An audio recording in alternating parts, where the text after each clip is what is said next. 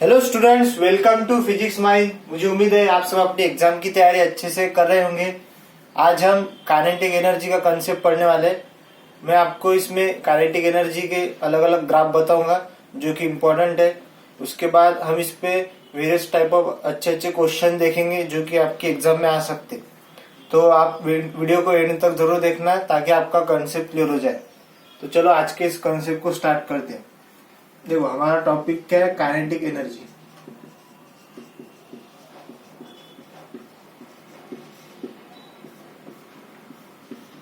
तो आप सभी को पता ही होगा काइनेटिक एनर्जी क्या रहता है।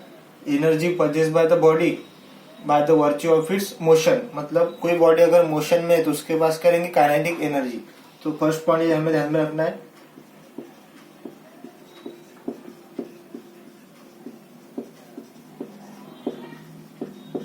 एनर्जी परचेज by body due to its motion.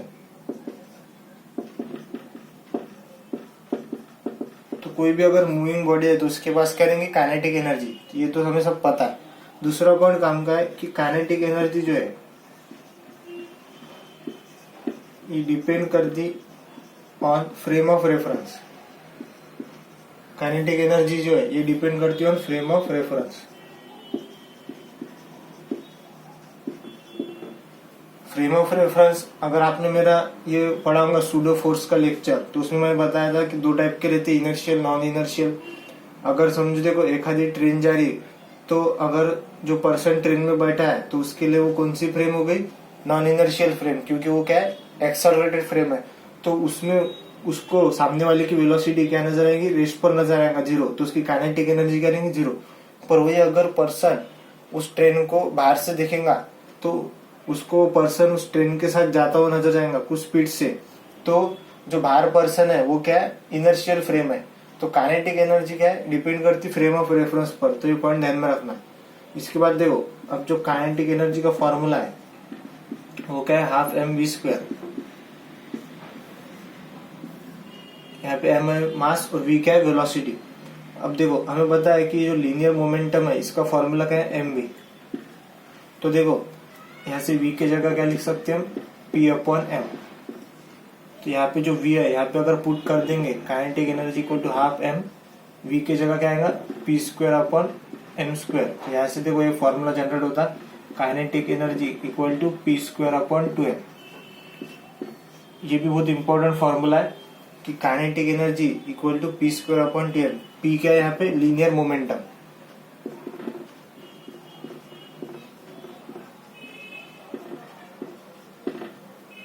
तो ये इंपॉर्टेंट फॉर्मूला है kinetic energy equal to p square upon 2m। ये आपको ध्यान में रखना है।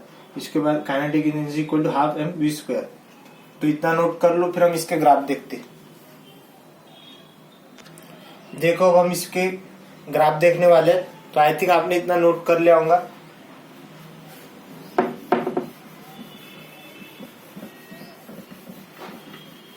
तो देखो इसके अब ग्राफ में क्या है? देखो सबसे पहला अभी हमने जो फॉर्मूला देखे काइनेटिक एनर्जी को हाफ एम वी स्क्वायर। यहाँ से देखो मास क्या है? कांस्टेंट, और ये 1/2 भी कांस्टेंट है। तो काइनेटिक एनर्जी क्या है? डायरेक्टली प्रोपोर्शनल टू वेलोसिटी का स्क्वायर। तो अगर इसका ग्राफ बनाना है, इधर है y एक्सिस पर काइनेटिक एनर्जी और x पर कौन है? वेलोसिटी। काइनेटिक एनर्जी और वेलोसिटी का जो ग्राफ आएगा यहाँ पर ये कुछ ऐसा आएगा, पैराबोला। देखो पैराबोला में ध्यान में रखना है, जिधर पावर 1 है उसकी तरफ ये पैराबोला का ये जो माउथ है वो ओपन होगा। क्योंकि देखो काइनेटिक एनर्जी की पावर क्या है यहाँ पे? 1। तो माउथ ये जो है पैराबोला का माउथ किधर होगा? वो डायरेक्शन में ओपन। तो ये ध्यान में रखना, जिधर भी पावर 1 रहेंगे उधर ओपन होगा उसका माउथ। इसके बाद देखो, अभी हमने जो सेकंड फॉर्मूला देखे kinetic energy equal to p square upon 2m। तो अगर हमें यहाँ पे देखो, अगर यहाँ पे मास कांस्टेंट है दिया क्वेश्चन में, तो ऐसे काइनेटिक एनर्जी क्या है? डायरेक्टली प्रोपोर्शनल टू पी का स्क्वायर। तो इसका ग्राफ भी ऐसे आएगा जो भी हमने ऊपर देखे।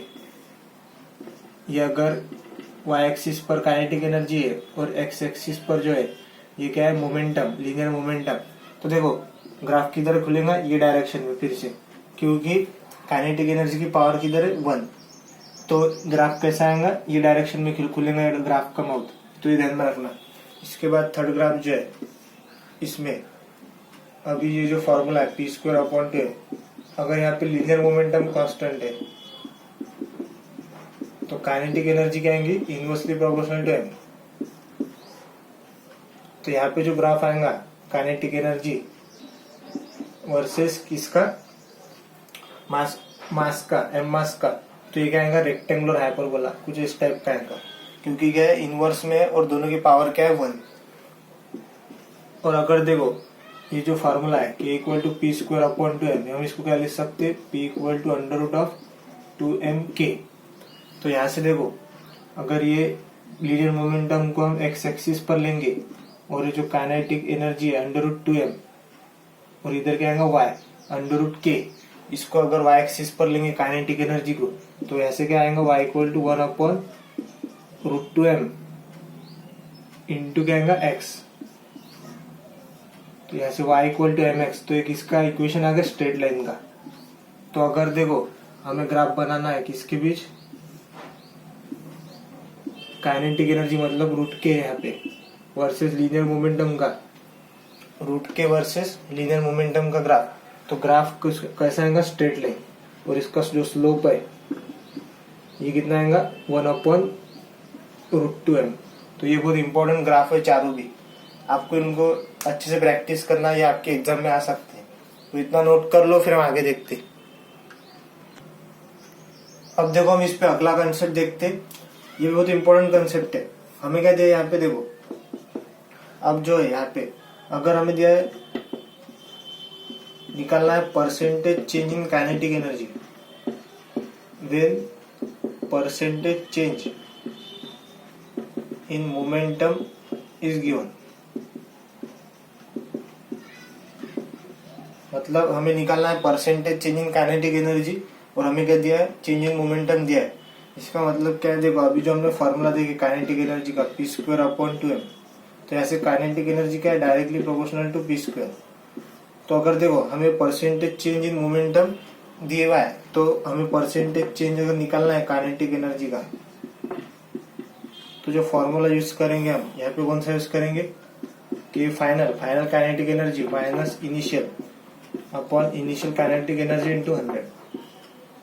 और यहाँ पे देखो काइनेटिक एनर्जी क्या है, directly proportional to linear momentum का स्क्वायर, तो यहाँ से क्या लिख सकते, final momentum square minus initial momentum square upon initial momentum square into 100। I think आपको ये फॉर्मूला समझ आएगा, ये भी बहुत इंपॉर्टेंट कंसेप्ट है जो कि आपको ध्यान में रखना है। अब इस पर हमें क्वेश्चन लेते, देखो यहाँ पे अगर हमें दिया है if momentum is increased by 100%, then find percentage change in kinetic energy। तो मोमेंटम कितने से बढ़ गया, 100% से, और हमें क्या निकालना है, percentage change in kinetic energy. तो इसको कैसा करेंगे, देखो समझ लो हमारे पास जो इनिशियल मोमेंटम है वो p है, और फाइनल मोमेंटम जो है ये कितने से बढ़ गया, 100% से। तो इनिशियल का 100% मतलब इनिशियल कितना है, p प्लस 100% बढ़ गया, मतलब 100 p/100, 100% में ना, तो ये कितना आएगा यहाँ से 2p। तो जो फाइनल मोमेंटम है वो 2p है, और इनिशियल कितना है, p। अब निकालना है percentage change in kinetic energy, तो फॉर्मूला यूज करेंगे अभी जो मैंने ऊपर बताया। तो क्या आएगा, देखो percentage change in kinetic energy is equal to क्या आएगा, हमारे पास क्या है मोमेंटम, तो फाइनल मोमेंटम का स्क्वायर माइनस इनिशियल मोमेंटम का स्क्वायर अपॉन इनिशियल मोमेंटम का स्क्वायर इंटू 100। तो देखो फाइनल मोमेंटम कितना है, 2p का स्क्वायर, इनिशियल है p upon p square into 100, तो कितना आएगा, देखो 4p² minus p² upon p² into 100, तो ये कितना आएगा, 3p² अपॉन p² इंटू 100, तो कितना आएगा ये 300%। तो आई थिंक आपको ये भी बहुत इंपॉर्टेंट कंसेप्ट है जो कि आपको ध्यान में रखना है, ये फॉर्मूला डायरेक्ट ध्यान में रखना, परसेंटेज चेंज निकालना है, तो इतना नोट कर लो, फिर हम आगे देखते हैं। अब देखो अगर ये जो है परसेंटेज चेंज अभी हमने जो देखे, ये अगर लेस देन 10% दिया हमें क्वेश्चन में, अगर लेस देन 10% है तभी ये फॉर्मूला यूज होगा। ये पॉइंट ध्यान में रखना। अगर 10% से कम है तो भी ये फॉर्मूला यूज करेंगे, जो भी मैं बताऊंगा। तो क्या आएगा, पी स्क्वायर अपॉन टे। तो यहाँ पे एरर का कंसेप्ट लगाएंगे, तो डेल्टा के अपॉन के मतलब चेंज इन काइनेटिक एनर्जी, ये किसके बराबर आएगा, 2 times delta P upon P. तो ये फॉर्मूला कब यूज होगा, जब परसेंटेज चेंज क्या है, less than 10%।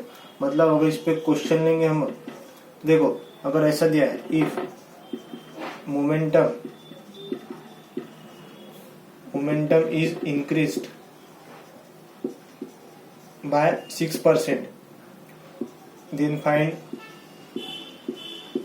percentage change in kinetic energy। ये पूछा है, मोमेंटम बढ़ गया 6% से, तो देखो परसेंटेज क्या है, लेस देन 10%। तो ये वाला जो फॉर्मूला ये डायरेक्ट यूज करना। अगर 10% से कम है तो परसेंटेज चेंज निकालना है, तो डेल्टा के अपॉन के क्या आएगा, 2 times delta P upon P. तो डेल्टा पी अपॉन पी कितना दिया है, 6%, 2 इंटू 6, तो डायरेक्ट आएगा 12% percentage change in kinetic energy. तो आई थिंक आपको ये परसेंटेज चेंज का कंसेप्ट समझ आएगा, तो इतना नोट कर लो, फिर हम आगे देखते। अब देखो हम इस पे क्वेश्चन देखते हैं। हमारे पास देखो ये क्या दिया है, a block of mass m at rest is acted upon by force F for a time t, kinetic energy of the block after time t, इस क्वेश्चन में पूछा है। तो देखो हमारे पास क्या है, ये एक ब्लॉक है m मास का, और इस पे F का फोर्स लग रहा है, ये एक्सटर्नल फोर्स लगा रहे हैं बाहर से, और ये इनिशियल वेलोसिटी है इसकी 0 दी हुई। और हमें पूछा है जब ब्लॉक को स्पीड अक्वायर करेगा v आफ्टर टाइम t, हमें इसकी काइनेटिक एनर्जी बताना है ब्लॉक की कितनी रहेगी आफ्टर टाइम t। तो इसको कैसा करेंगे, देखो सबसे पहले देखो ये ब्लॉक पे क्या लग रहा है, फोर्स, तो फोर्स F इक्वल टू क्या लिख सकते हैं, m इंटू एक्सेलरेशन। तो ऐसे एक्सेलरेशन कितना आएगा, F बाय m। हमारे पास क्या है, एक्सेलरेशन। अब हमें क्या निकालना पड़ेगा, सबसे पहले डिस्प्लेसमेंट। तो देखो डिस्प्लेसमेंट कितना है यहाँ से, ut plus half et square. तो इनिशियल वेलोसिटी क्या है, 0, तो यहाँ पे आएगा 0। तो डिस्प्लेसमेंट s इक्वल टू क्या आएगा, हाफ a इंटू टी का स्क्वायर। तो हाफ एक्सेलरेशन की जगह क्या डालेंगे, f upon m into T का स्क्वायर। तो ये क्या आ गई, डिस्प्लेसमेंट। तो हमारे पास देखो अब डिस्प्लेसमेंट आ गया, हमें क्या निकालना है, kinetic energy of block after time t। तो हम क्या लगाएंगे यहाँ पे, वर्क एनर्जी थ्योरम, मतलब वर्क डन इक्वल टू क्या आएगा, चेंज इन काइनेटिक एनर्जी। तो वर्क डन क्या रहता है, वर्क डन क्या लिख सकते हैं, force into displacement equal to final kinetic energy minus initial kinetic energy. तो इनिशियल काइनेटिक एनर्जी क्या है, 0, क्योंकि ब्लॉक इनिशियली कहाँ पर है, रेस्ट पर। तो हमें क्या निकालना है, फाइनल काइनेटिक एनर्जी ब्लॉक की कितनी रहेंगी आफ्टर टाइम t। तो देखो यहाँ से हम F डिस्प्लेसमेंट कितना है हमारा, यहाँ से half into F by M into T square equal to क्या आएगा, काइनेटिक एनर्जी, जो कि फाइनल हमें निकालना है। तो यहाँ से फाइनल काइनेटिक एनर्जी कितनी आएंगी, देखो F square T square upon 2m। तो ये भी बहुत इंपॉर्टेंट क्वेश्चन है जो कि आपके एग्जाम में आ सकता है। तो इतना नोट कर लो, फिर हम आगे देखते हैं। अब देखो हम इस पे इंपॉर्टेंट क्वेश्चन लेते हैं। ये भी बहुत इंपॉर्टेंट क्वेश्चन है जो को आपके प्रैक्टिस करना है आपको। देखो इसमें क्या दिया है, if the force acting on a body is inversely proportional to the speed. तो हमें बताना है काइनेटिक एनर्जी। तो ये 4 ऑप्शन दिए आपको। तो पहला ऑप्शन क्या है कि काइनेटिक एनर्जी कांस्टेंट रहेंगी, कि डायरेक्टली प्रोपोर्शनल रहेंगी टाइम के, या इनवर्सली प्रोपोर्शनल रहेंगी टाइम के, या डायरेक्टली प्रोपोर्शनल रहेंगी टाइम के स्क्वायर के। तो देखो हमें क्या दिया, इसमें फोर्स क्या है, इनवर्सली प्रोपोर्शनल है किसके, स्पीड के। तो अगर ये प्रोपोर्शनलिटी को हटाएंगे तो यहाँ पे क्या आएगा, कांस्टेंट। समझ लो आएगा लैम्बडा। लैम्बडा क्या है, कांस्टेंट। तो इसको हटाया इसलिए यहाँ पे क्या आएगा, कांस्टेंट। तो लैम्बडा यहाँ पे कांस्टेंट है, तो आएगा लैम्बडा अपॉन वी। तो फोर्स की जगह क्या लिख सकते हैं हम, mass into acceleration equal to lambda upon V. और एक्सेलरेशन की जगह क्या लिख सकते हैं, DV by D T equal to lambda upon V. तो अगर ये वी इधर जाएगा तो क्या आएगा, देखो मास तो बाहर आ जाएगा क्योंकि वो कांस्टेंट है। तो क्या आएगा, integration of V D V equal to क्या आएगा, लैम्बडा डी टी। और देखो इसकी लिमिट कहाँ से आएंगे, 0 से लेके टी, और इसकी 0 से लेके वी। टी इक्वल टू 0 पे वेलोसिटी 0 है, और आफ्टर टाइम टी वेलोसिटी कितनी है, वी। तो अगर इसका इंटीग्रेशन करेंगे तो ये कितना आएगा, वी स्क्वायर बाय 2। और यहाँ पे क्या आएगा, डी टी का इंटीग्रेशन टी, लैम्बडा टी। तो यहाँ से देखो ये क्या आ गई, काइनेटिक एनर्जी। काइनेटिक एनर्जी का फॉर्मूला है हाफ एम वी स्क्वायर। तो काइनेटिक एनर्जी यहाँ से क्या आ रही लैम्बडा इंटू टी, तो काइनेटिक एनर्जी यहाँ से क्या आ रही directly proportional to time T. तो आई थिंक आपको ये कॉन्सेप्ट समझ आया होगा। तो ये बहुत इंपॉर्टेंट कॉन्सेप्ट है, तो इतना नोट कर लो, फिर हम आगे देखते। देखो हम इस पे लास्ट क्वेश्चन देखते, ये भी बहुत इंपॉर्टेंट क्वेश्चन है। तो देखो इसमें क्या है, हमें क्या दिया है kinetic energy is directly proportional to T. हमें क्या बताना है फोर्स जो ये किसके प्रोपोर्शनल रहेगा, ये 4 ऑप्शन दिए हुए। तो देखो इसमें क्या दिया हुआ है kinetic energy is directly proportional to T. तो अगर ये प्रोपोर्शनलिटी हटाएंगे तो यहाँ पे क्या आएगा कांस्टेंट, तो समझ लो मैंने यहाँ पे लिया लैम्बडा इंटू टी। तो काइनेटिक एनर्जी के जगह क्या डालेंगे half mv² equal to lambda into T. तो देखो v² हम क्या लिख सकते 2 लैम्बडा टी अपॉन m। तो v की जगह क्या आएगा √2 लैम्बडा बाय m इंटू ये क्या आएगा t की पावर 1/2। तो यहाँ से क्या आ गई वेलोसिटी, यहाँ पे आ गई वेलोसिटी। अब देखो हमारे पास क्या आ गई velocity √2 lambda by m t की पावर 1/2। अब वेलोसिटी को डिफरेंशिएट करके क्या निकालेंगे एक्सेलरेशन। एक बार एक्सेलरेशन आ गया तो क्या निकल जाएगा फोर्स, तो फोर्स की प्रोपोर्शनलिटी पता चलेगी। तो देखो अगर ए निकालना है तो dv/dt क्या है ऐसे, तो ये √2 लैम्बडा बाय m ये क्या है कांस्टेंट है, तो ये तो बाहर रह जाएगा। और t की पावर 1/2 का डिफरेंशिएशन करेंगे तो ये क्या आएगा 1/2 t की पावर -1/2। तो देखो यहाँ पे क्या आएगा एक्सेलरेशन, देखो यहाँ से क्या आ रहा है √2 लैम्बडा बाय m 1/2 की पावर 2 इंटू टी की पावर 1/2। तो ये आ गया एक्सेलरेशन। तो हमें फोर्स निकालना है किसके प्रोपोर्शनल है, तो क्या देखो force equal to mass into acceleration. तो मास इंटू एक्सेलरेशन कितना है √2 lambda by m 1/2 into T की पावर 1/2। तो ऐसे फोर्स देखो किसके प्रोपोर्शनल आ रहा है इनवर्सली टी की पावर 1/2, मतलब क्या आएगा फोर्स इनवर्सली प्रोपोर्शनल टू क्या आ रहा √t। तो इसमें से कौन सा ऑप्शन है, ये वाला सेकंड ऑप्शन करेक्ट है। तो आई थिंक आपको ये कंसेप्ट समझ आएंगे। आप इन सब क्वेश्चन को एक बार फिर से प्रैक्टिस करना ताकि आपका कंसेप्ट क्लियर हो जाए। तो मिलते हैं स्टूडेंट्स नेक्स्ट वीडियो में, तब तक के लिए आप पढ़ते रहिए।